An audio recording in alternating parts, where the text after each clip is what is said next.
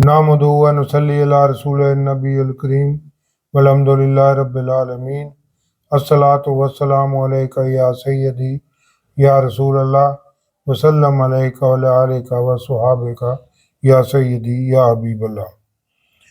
आज हम एक नई सूरत के मुताले का आगाज कर रहे हैं। ये सूरत भी तौहीद बिल अमल के बारे में ही है। तो इब्तदा में तिलावत कलाम पाक। औज़ु बिल्लाहि मिनश शैतानिर रजीम, बिस्मिल्लाहिर रहमानिर रहीम।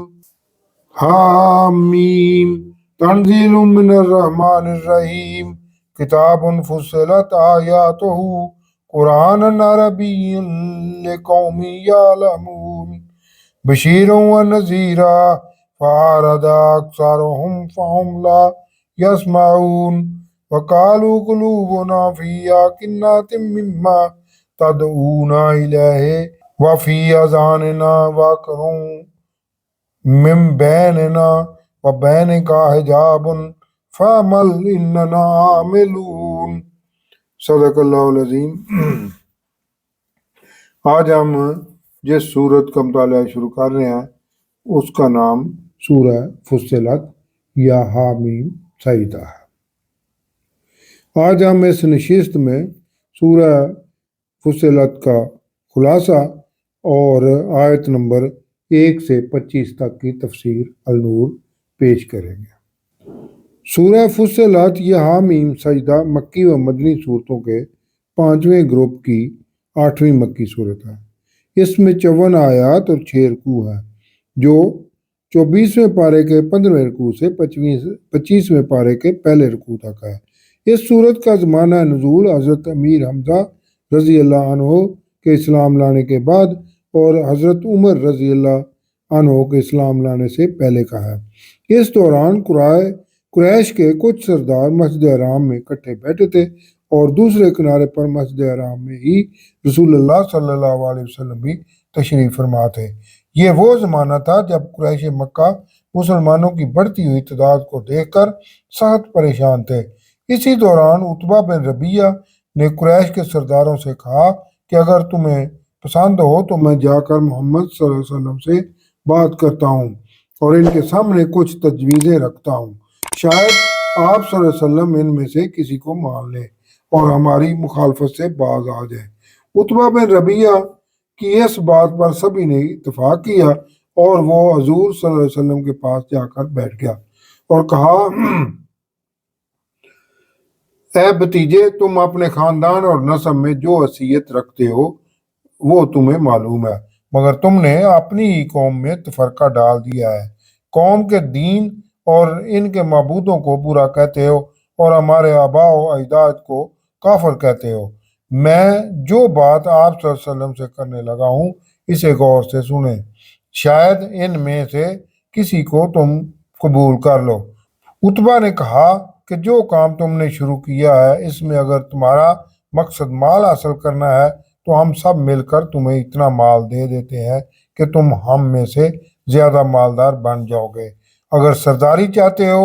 तो हम तुम्हें अपना सरदार बना देते हैं, अगर बादशाही चाहते हो तो हम तुम्हें अपना बादशाह बना लेते हैं, और अगर तुम पर कोई जिन आता है जिससे तुम छुटकारा हासिल नहीं कर पा रहे तो हम अपने खर्चे पर तुम्हारा इलाज कराते हैं। जब उतबा की बातें खत्म हो गईं तो आप सल्लल्लाहु अलैहि वसल्लम ने बिस्मिल्लाह पढ़कर इसी सूरह फुस्सिलत की तिलावत शुरू कर दी और उतबा अपने दोनों हाथ पीछे जमीन पर लगाकर सुनता रहा। जब आप सल्लल्लाहु अलैहि वसल्लम इस सूरत की आयत सईदा 38 पर पहुंचे तो आप सल्लल्लाहु अलैहि वसल्लम ने सजदा किया और फिर सजदा अदा करने के बाद उतबा से कहा कि आपने मेरा जवाब सुन लिया है, आप जाने और आपका काम। वो जब कुरैशी सरदारों के तरफ जा रहा था तो इसका चेहरा बदला हुआ था, जिस पर सरदारों ने इससे पूछा कि तुम्हारा चेहरा क्यों उतरा हुआ है, तुम क्या सुनाए हो? उतबा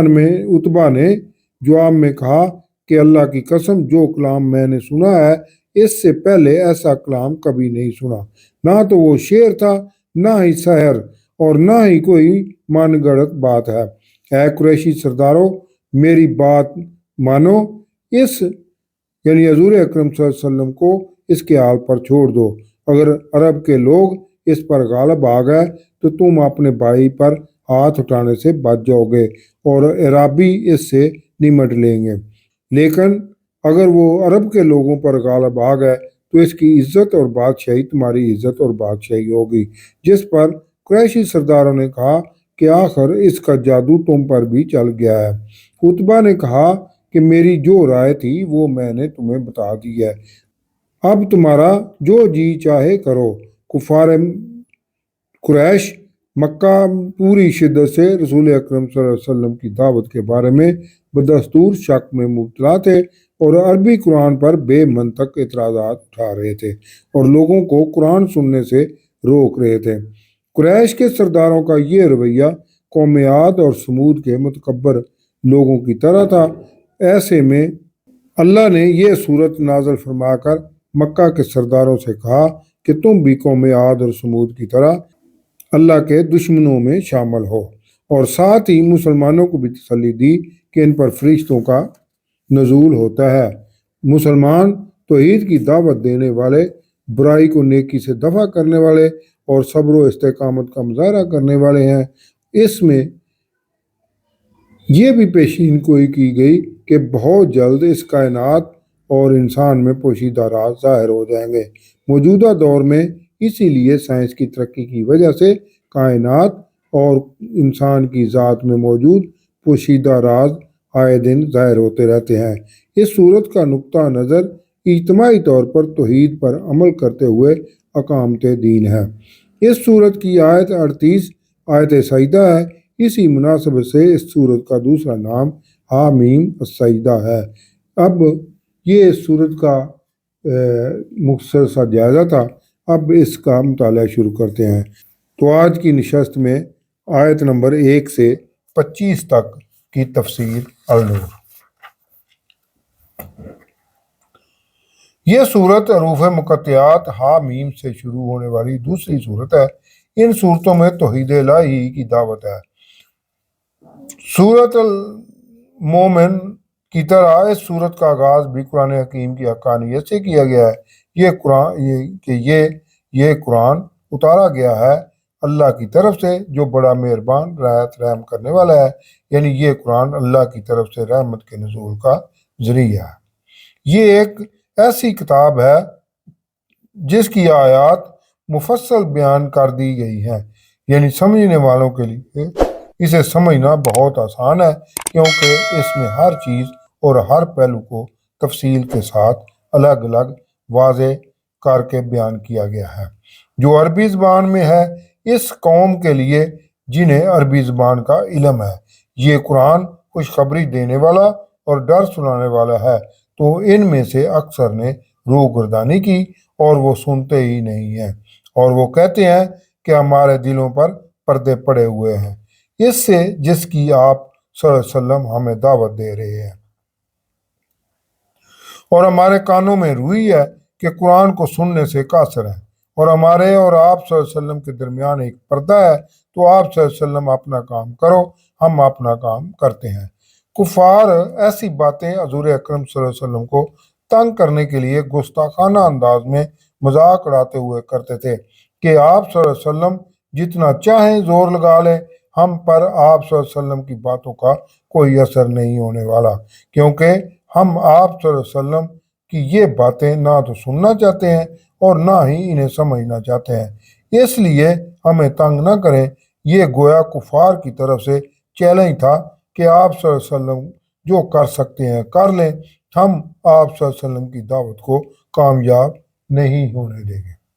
آپ صلی اللہ علیہ وسلم کہہ دیں کہ میں تمہاری طرح کا انسان ہوں، مگر مجھ پر وحی کی جاتی ہے کہ بتاؤں تمہارا معبود ایک ہی معبود ہے، اسی کی طرف اپنا رخ سیدھا رکھو اور اسی سے مغفرت طلب کرو، اور مشرکوں کے لیے بڑی خرابی ہوگی یہ جو زکوٰۃ نہیں دیتے۔ زکوٰۃ دراصل اس کو دوسرے معنی میں دیکھنا چاہیے، کیونکہ زکوٰۃ کا نظام مدینہ میں قائم ہوا تھا، اس لیے مکی دور میں زکوٰۃ کے معنی پاکیزگی ہوگی، یعنی جو شرک کو ترک کر کے توحید کو اپنا کر پاکیزگی اختیار نہیں کرتے، اور وہ آخرت کے بھی منکر ہیں کہ وہ سمجھتے ہیں کہ یوم آخرت نہ تو قائم ہوگا اور نہ ہی حساب لے کر جزا و سزا کا مرتکب ٹھہرایا جائے گا۔ بے شک جو ایمان لائے اور اچھے کام کیے ان کے لیے نہ ختم ہونے والا اجر ہوگا۔ آپ صلی اللہ علیہ وسلم ان سے کہیں کہ کیا تم اس کا انکار کر رہے ہو جس اللہ نے زمین کو 2 دن میں بنایا، اور اسی اللہ کا ثانی ٹھہراتے ہو جو سارے جہانوں کا رب ہے۔ قرآن میں سورہ سجدہ میں سالوں کی گنتی کے بارے میں کہا گیا ہے، تمہارا 1000 سال اللہ کے ہاں 1 دن کے برابر ہے۔ تو اس طرح سمجھا جا سکتا ہے کہ زمین کو 2000 سال میں رہنے کے قابل بنایا گیا، کیونکہ عالم اسباب کی تخلیق کو اللہ نے خود ہی وقت کے تابع کیا ہوا ہے۔ دوسرا یہ کہ اللہ ہی ہر چیز کا خالق ہے، تو اس لیے حقیقی مالک بھی وہی ہے، اور ہر زیرو کو اسی کے قانون کے تابع رہتے ہوئے زندگی بسر کرنی چاہیے، اور اس زمین میں 2 دنوں میں برکت رکھی اور اس میں ان کی خوراک مقرر کی 4 دنوں میں، تمام ضرورت مندوں کے لیے برابر برابر کہ زندگی برقرار رکھنے کے لیے تمام وسائل پیدا کیے۔ ابتدا میں زمین چونکہ آگ کے ایک گولے کی طرح تھی، اسے آہستہ آہستہ ٹھنڈا بارشوں سے کیا گیا اور اس کے غیر نامیاتی مادے کو نامیاتی مادے میں تبدیل کیا، جو 4 دنوں یعنی 4000 سال میں مکمل ہوا، اور زمینی وسائل اور ذخائر پر سب کو مساوی حق حاصل ہے، اور کسی کے لیے کوئی مخصوص وسائل نہیں رکھے گئے جو اللہ کی صفت رحمان کو ظاہر کرتے ہیں۔ پھر اس اللہ نے آسمان کی طرف توجہ کی اور وہ ایک دھواں کی طرح تھا، اور اللہ نے اس آسمان اور زمین سے فرمایا کہ دونوں حاضر ہوں، چاہے خوشی سے یا جبر سے۔ یہ اس لیے کہا گیا کیونکہ مٹی یعنی زمین اور ہوا یعنی آسمان 2 مخالف طاقتیں ہیں جن کا ملاپ ناممکن ہے۔ ان میں مطابقت کے لیے دونوں کے درمیان ثقل کا نظام رکھا گیا۔ دونوں نے کہا کہ ہم خوشی سے حاضر ہیں، یعنی جو ہمیں اللہ کی طرف سے حکم ملے گا اس کی بجاوری میں کوئی کسر اٹھا نہیں رکھیں گے۔ تو اللہ نے ان کو 7 آسمانوں یعنی 7 کائناتوں کی شکل دے دی 2 دن میں، اور ہر آسمان کائنات میں اس کے کام کے احکامات وہی کیے، یعنی ہر کائنات نے کون کون سے کام انجام دینے ہیں وہ وہی کے ذریعے انہیں بتا دیا گیا۔ اور ہم نے آسمان دنیا یعنی دنیاوی کائنات کو چراغوں ستاروں سے سجایا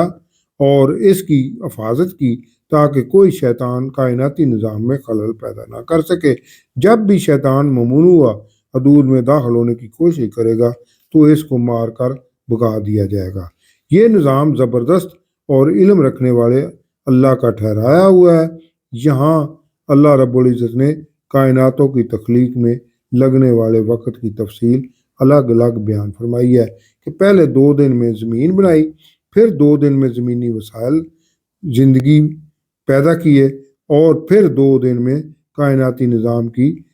مکمل تشکیل کی گئی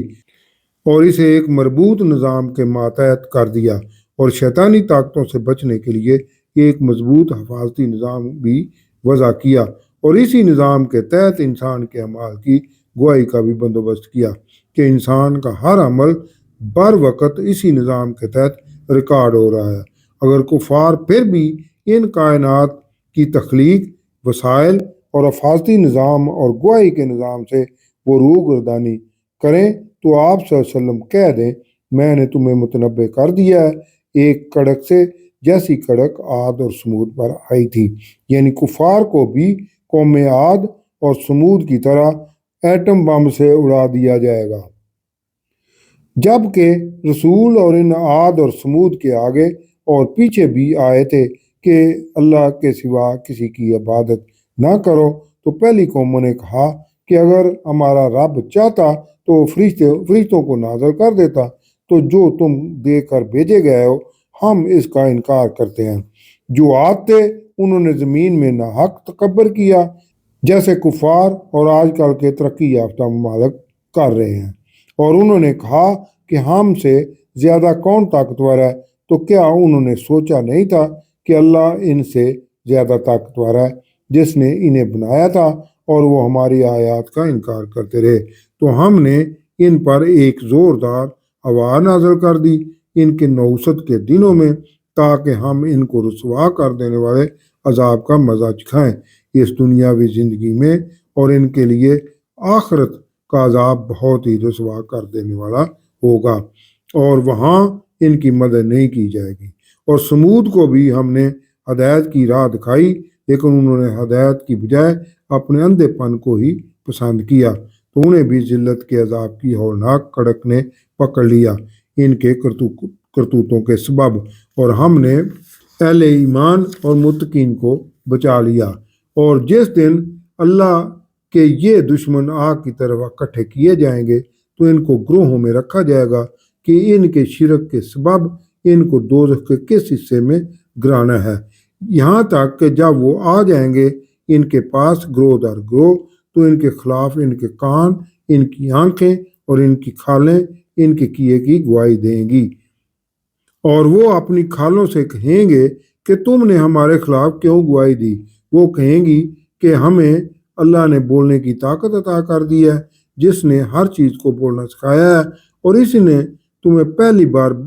بنایا اور اسی کی طرف تمہیں لوٹنا ہے، اور تم اس سے کہاں چھپ کر جا سکتے تھے کہ تمہارے خلاف گواہی دیں گے تمہارے کان اور تمہاری آنکھیں اور تمہاری کھالیں، لیکن تمہیں شک تھا کہ اللہ بہت کچھ نہیں جانتا جو تم کرتے رہے ہو، اور تمہارا یہی وہ شک ہے جو تم نے اپنے رب کے ساتھ کیا تھا، جس نے تمہیں تباہ کر دیا ہے، تو آج تم نقصان اٹھانے والوں میں سے ہو۔ اب اگر صبر کریں یا نہ کریں تو آگ ہی ان کا ٹھکانہ ہوگا، اور اب اگر وہ معافی چاہیں گے تو ان کی معافی بھی قبول نہیں کی جائے گی۔ اور ہم نے ان پر ان کے کچھ ساتھی مقرر کر دیے جنہوں نے ان کے برے اعمال انہیں اچھے کر کے دنیا میں دکھائے، جو ان کے سامنے تھے اور جو ان کے پیچھے تھے، اور ان پر بات پوری ہوئی ان گروہوں کے ساتھ جو ان سے پہلے گزر چکے تھے، جنوں میں سے اور انسانوں میں سے۔ جس طرح انسان کے ساتھ فرشتے مقرر ہیں، اسی طرح شیطان جن بھی